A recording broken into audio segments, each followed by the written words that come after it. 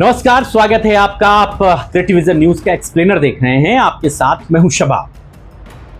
आप जरा सोचिए कि दलितों की सबसे बड़ी नेता उत्तर प्रदेश में, दलितों का सबसे बड़ा वोट बैंक उनके पास, बावजूद इसके वो दलितों के बीच में बिहार में अपनी पैठ क्यों नहीं जमा पा रहे?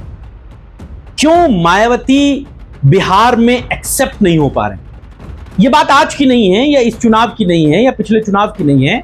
ये बहुजन समाज पार्टी का इतिहास रहा है कि जिस पार्टी ने दलित वोट बैंक पर ही अपनी पॉलिटिकल लड़ाई को शुरू किया हो, वो पॉलिटिकल पार्टी जिसने दलितों के उत्थान पर ही अपनी पूरी राजनीति केंद्रित रखी हो, बावजूद इसके वो बिहार जैसे राज्य में जहां पर दलितों की एक बड़ी आबादी है, लगभग मान के चलिए कि 18% है, वहां पर वो क्यों फेल हो जाती है? क्यों वो दलितों के लिए एक बेहतर ऑप्शन नहीं बन पाती? आज बात इसी की। इसके साथ ही साथ बहुजन समाज पार्टी से जुड़ी एक और बड़ी खबर आपको पहले बता देते हैं। आकाश आनंद, जो बहुजन समाज पार्टी में बड़े कद के नेता बनाए गए थे, फिर उनको हटाया गया, फिर बनाया गया, फिर हटाया गया, इस बार तो पार्टी से ही निकाल दिया गया। बहुत सारे एलिगेशन लगे। जब मैं आपको ये खबर बता रहा हूं, उस समय उन्होंने मायावती से माफी मांगी है। सूत्र ये बताते हैं कि आकाश आनंद ने बहन जी से मिलकर माफी मांगी है और अपने ससुर, जिसको लेकर के मायावती बेहद नाराज रहती थी कि वो उनके इशारे पर चल रहे हैं, उनको लेकर के क्लैरिफिकेशन दिया है। बहुत लंबा चौड़ा पोस्ट किया है, वो आप अपने मोबाइल स्क्रीन पर देख पा रहे होंगे कि उन्होंने किन किन बातों का जिक्र किया है और किस तरह से उन्होंने मायावती से माफी मांगी है। हमारे सूत्र ये बताते हैं कि आकाश आनंद ने मायावती से मुलाकात करके हाथ जोड़कर माफी मांगी और पार्टी में वापसी के लिए बात कही है। वहां से हरी झंडी मिलने के बाद आकाश आनंद ने ट्वीट किया है, एक्स पर पोस्ट किया है और मायावती ने 16 तारीख को, 16 अप्रैल, बाबा साहेब की 14 तारीख को जयंती है, उसके बाद 16 तारीख को लखनऊ में एक बड़ी बैठक बुलाई है जिसमें यूपी और उत्तराखंड के सभी पदाधिकारी बुलाए गए हैं। खबरें ये हैं कि आकाश आनंद की इस मीटिंग में मायावती एक बार फिर से लॉन्चिंग करवा सकती हैं और उनको बिहार चुनाव में जिम्मेदारी मिल सकती है। ये बहुत अंदर खाने की खबर है। अब यहीं से जिस कहानी को हमने पहले शुरू किया था उसको हम लोग जारी करते हैं कि आखिरकार आकाश आनंद के बिहार चुनाव में अगर उनको जिम्मेदारी मिलती है तो कैसे बसपा के लिए फिजा बदलेगी और मायावती अब तक वहां पर परफॉर्म क्यों नहीं कर पाई हैं। आज इसी बात का हम आपको आंकड़ा बताएंगे, जानकारी देंगे और यह समझाने की कोशिश करेंगे कि कैसे 243 विधानसभा सीटों वाली बहुत बड़ी विधानसभा में मायावती के साथ छल होता रहा। छल किस नजरिए से? जिन प्रत्याशियों को वो चुनावी मैदान में उतारती हैं, वो अगर चुनाव जीत जाते हैं तो वो उनकी पार्टी का साथ पहली फुर्सत में छोड़ देते हैं। अच्छा, मायावती का वहां कोई बहुत बड़ा बेस वोटर तो है नहीं, मायावती का कोई बहुत बड़ा कैडर बसपा का तो वहां है नहीं। तो होता यह है कि जिन पॉलिटिकल पार्टी से बड़े नेताओं को टिकट नहीं मिलते, वो फिर इधर उधर भटकते हैं। निर्दलीय चुनाव लड़ने से अच्छा है किसी ऐसी पॉलिटिकल पार्टी से चुनाव लड़ा जाए जिसका नाम तो कम से कम जनता जान रही हो। तो ऐसे लोग अमूमन बसपा से टिकट पाते हैं। कहानी की शुरुआत होती है साल 2000 से। वैसे तो मायावती और बसपा वहां पर साल 1989 से एक्टिव हैं। बहुजन समाज पार्टी वहां से 1989 से चुनाव लड़ने की प्रक्रियाओं में है। सबसे पहले जो उत्तर प्रदेश की सीमा से लगे 7 राज्य हैं, जहां पर 7 विधानसभा सीटें हैं जो यूपी और बिहार के बॉर्डर के हैं, बलिया गोरखपुर से उस तरफ जो जुड़ती हैं, वहां पर उन्होंने सबसे पहले चुनाव लड़ा। उसमें कोई सफलता नहीं है। पॉलिटिकल कहानी की शुरुआत 2000 से होती है, जहां से बसपा ने थोड़ा सा गेन करना शुरू किया और यही जो समय था वो बहुजन समाज पार्टी के लिए बड़ा सुखद था। साल 2000 में बसपा ने जो वहां चुनाव लड़ा उसमें 5 विधायक जीते। वो उसके इतिहास का सबसे बड़ा जीत थी, सबसे बड़ी परचम थी।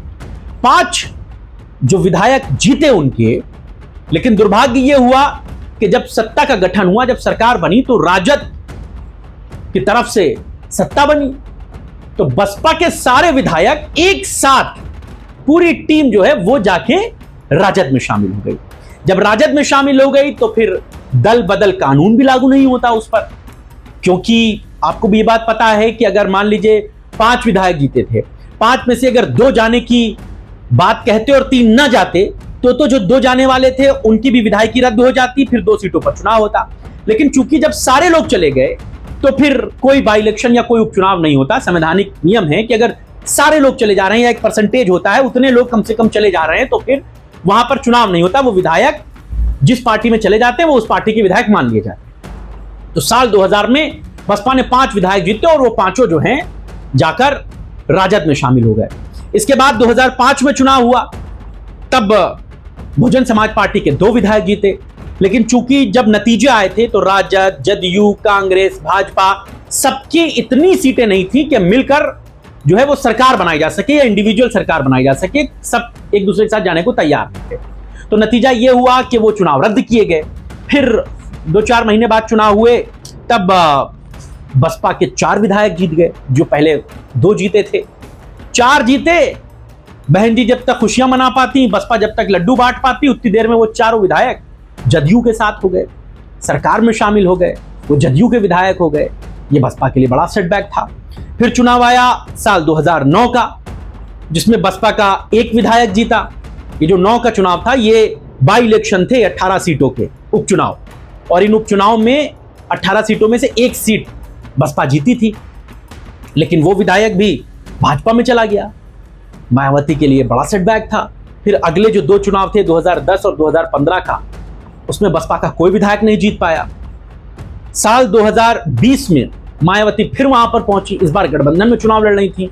उनके साथ उपेंद्र कुशवाहा जो इस समय राज्यसभा के सांसद हैं वो थे, असदुद्दीन ओवैसी थे। गठबंधन में मायावती को 80 सीटें मिली थी, 80 सीटों पर चुनाव लड़ा। 1 विधायक उनका जीता। लेकिन हुआ ये कि जब नतीजे आए और विधायक जब जीते, ये मुस्लिम विधायक जीते थे और वो जदयू में चले गए। उनको जो है वो उनको जमा खान नाम था उनका, उनको जो है वो मंत्री बना दिया गया, अल्पसंख्यक कल्याण मंत्री वो बन गए। तो ये बसपा के लिए बड़ा सेटबैक रहा है कि आखिरकार 16% से 18% की दलित आबादी में मायावती का एक्सेप्टेंस उस तर्ज पर क्यों नहीं है। एक्सेप्टेंस है भी तो विधायक छोड़कर जब चले जाते हैं, वो बसपा के ही बैनर पे जा सकते थे, लेकिन वो पार्टी में शामिल हो जाते हैं। हालांकि इसके लिए मायावती ने एक फुल प्रूफ प्लान तैयार किया है कि अब विधायक उनकी अगर पार्टी से जीतेंगे, ये जो 25 का चुनाव मायावती लड़ने जा रही हैं, तो वो पार्टी छोड़कर नहीं जा पाएंगे। इस बात को लेकर के मैंने एक वीडियो बनाया है, आप पिछला वीडियो देख सकते हैं, जिसमें उन्होंने जदयू के साथ एक मुलाकात हुई है और एक प्रोफार्मा तैयार हुआ है कि किस तरीके से अगर उनके विधायक जीतते हैं तो वो सत्ता में आएंगे, लेकिन पार्टी नहीं छोड़ेंगे, वो बसपा के ही बैनर पर मंत्री बनेंगे। असल में जो मामला है वो दलितों का है, और जो राजनीतिक विश्लेषक हैं वो ये बात बताते हैं कि असल में मायावती बिहार में सिर्फ चुनावों में एक्टिव होती हैं। चुनावों के समय उनको वहां पर याद आती है, वो जाती हैं, जनसभाएं करती हैं, लेकिन उसके बाद कोई भी वहां पर पुरसे हाल नहीं लेता। कोई ये जानने की कोशिश नहीं करता कि वहां पर लोगों की क्या समस्याएं हैं या दलितों के इश्यूज हैं। उस पर मायावती बस ट्वीट करके अपनी चीजों को इतिश्री कर लेती हैं। जिस तरीके से वो एक्टिव उत्तर प्रदेश में, उस तरीके से वो बिहार में नहीं है। तो ये एक बहुत बड़ा कारण है कि उनको वो एक्सेप्टेंस नहीं मिल रही है। हालांकि मायावती अकेली नेता नहीं है जो दलितों की बड़े फेस हों और उसके बावजूद उनको तवज्जो ना मिल रही हो। बाबू जगजीवन राम का नाम आपने सुना होगा, बिहार में बहुत बड़ा नाम था उनका, दलितों के बहुत बड़े नेता थे। उनकी जो बेटी थी मीरा कुमार, वो भी दलितों की बड़ी नेता बनना चाहती थी अपने पिता की तरह, लेकिन उनके पिता की बड़ी जो विरासत थी वो उसको संभाल नहीं पाई। लोगों ने मीरा कुमार को उतना एक्सेप्टेंस नहीं दिया जितना जो है वो बाबू जगजीवन राम को मिला। ठीक इसी तरह रामविलास पासवान दलितों के बड़े नेता थे, लेकिन वो भी सिर्फ अपनी जाति के ही नेता बनकर रह गए। वो पासवान समुदाय के ही बड़े नेता बने, उसके अलावा उनकी कोई बहुत बड़ी छाप नहीं रही। इसके पीछे की जो वजह है वो ये है कि जदयू और राजद, इन दोनों ने दलित, मुसलमान, महादलित, ये जो तमाम वहां की जातियां हैं, जो लोग हैं, उनको अपने साथ जोड़े रखा। उस समुदाय के लोगों को जो है वो टिकट दिए, चुनाव लड़ाया, फिर उनको विधानसभा तक लेकर आए। कई बड़े दलित नेताओं को लोकसभा तक लेके गए, राजद और जदयू दोनों। तो ये सारी चीजें जो हैं वो वहां पर इम्पैक्टफुल रही। ये एक बड़ी वजह रही।